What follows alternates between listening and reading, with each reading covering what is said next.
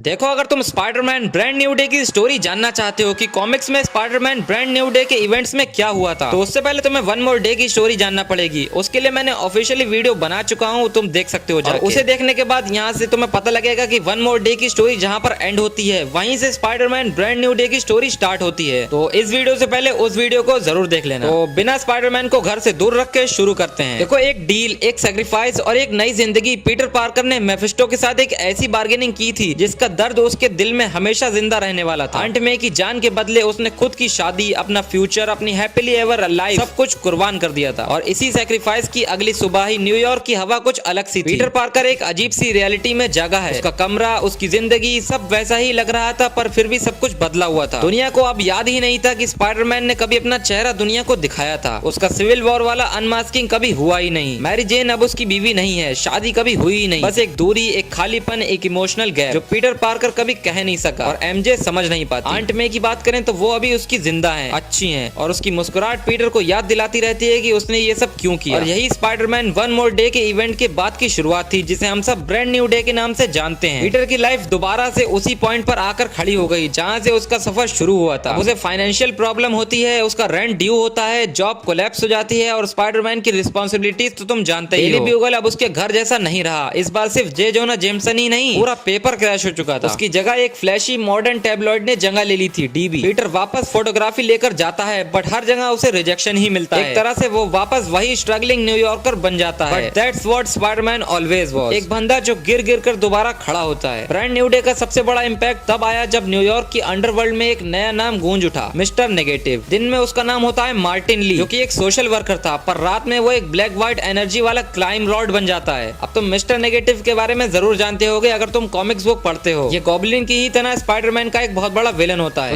उसके हाथ के एक टच से या तो इंसान करप्ट होता है या प्योरीफाइड। स्पाइडरमैन के लिए ये विलन एकदम नए लेवल का मेंटल गेम था। वो अनप्रेडिक्टेबल था, स्टाइलिश था, डेंजरस था। सबसे बड़ी बात, न्यूयॉर्क की अंडरवर्ल्ड उसके आगे झुकने लगी। स्पाइडरमैन के लिए ये एक नया युग था, एक नया दुश्मन जो सिर्फ पावर से नहीं साइकोलॉजी से फाइट करता है। एक दिन एक छोटा सा एक्सीडेंट होता है और मिस्टर नेगेटिव का प्योरिफिकेशन गलती से आंट में तक पहुंच जाता है। और आंट में जो कभी कमजोर और डेलिकेट लगती थी, उसके अंदर एक नई एनर्जी आ जाती है। वो एक शेल्टर होम चलाने लगती हैं, कॉन्फिडेंटली, स्ट्रांगली, एकदम अपराइट। पीटर ये देख के इमोशनल हो जाता है। इसकी वजह मेफिस्टो थी और उसकी वजह मिस्टर नेगेटिव। पीटर के अंदर गिल्ट भी था, रिलाइव भी था, और ये रियलिटी भी कि ये सब आर्टिफिशियल था, डील का साइड इफेक्ट। इस न्यू वर्ल्ड में एक और नाम वायरल हो रहा था, जैकपॉट, एक रेड हेयर्ड सुपर हीरो जिसे देखकर पूरे न्यूयॉर्क में एक ही सवाल घूम रहा था, ये मैरी जेन है क्या? पीटर खुद कंफ्यूज हो जाता है। उसके और एमजे के रिलेशनशिप के खालीपन जैकपॉट के साथ एनकाउंटर में फ्लैश होता है। पर ट्रुथ ये था कि जैकपॉट कोई और थी। कॉमिक्स में तो सस्पेंस होगा ही, ताकि रीडर्स एमजे पीटर की ब्रोकन लव की ग्रेविटी फील करते रहें। ब्रांड न्यू डे में न्यूयॉर्क में क्राइम का एक जलवा फिर से उठा।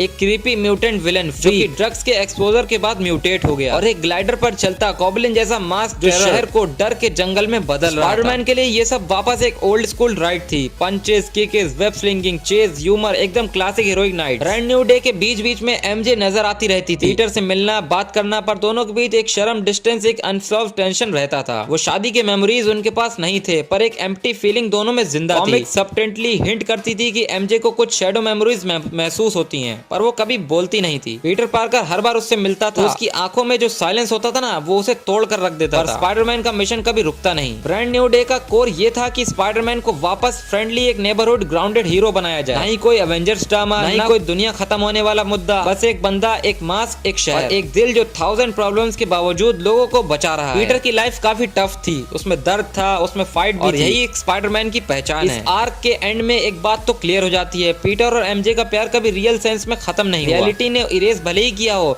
और उनकी आंखों में वार्मथ, उनकी सैडनेस, उनकी छुपी हुई कनेक्शन सब जिंदा थी। ब्रांड न्यू डे का लास्ट फ्रेम हमें यही मैसेज देता है कि कभी कभी जिंदगी एक नया चैप्टर देती है, पर पुरानी कहानियों की परछाइयां कभी मिटा नहीं करती। बस यहीं पर ब्रांड न्यू डे की कॉमिक बुक एंड हो जाती है। अब इसके बाद अगर मार्वल पता नहीं किस तरीके से ब्रांड न्यू डे को बनाएगा, इसके बारे में तुम अपनी प्रेडिक्शन दे सकते हो। और क्या मार्वल जो एमसीयू में ब्रांड न्यू डे बनाएगा, उसकी स्टोरी अगर तुम्हें जाननी है तो हम प्रेडिक्ट कर सकते हैं, उस पर भी मैं वीडियो जरूर बनाऊंगा। तब तक के लिए वीडियो अच्छी लगी हो तो लाइक करके चैनल को सब्सक्राइब जरूर कर देना।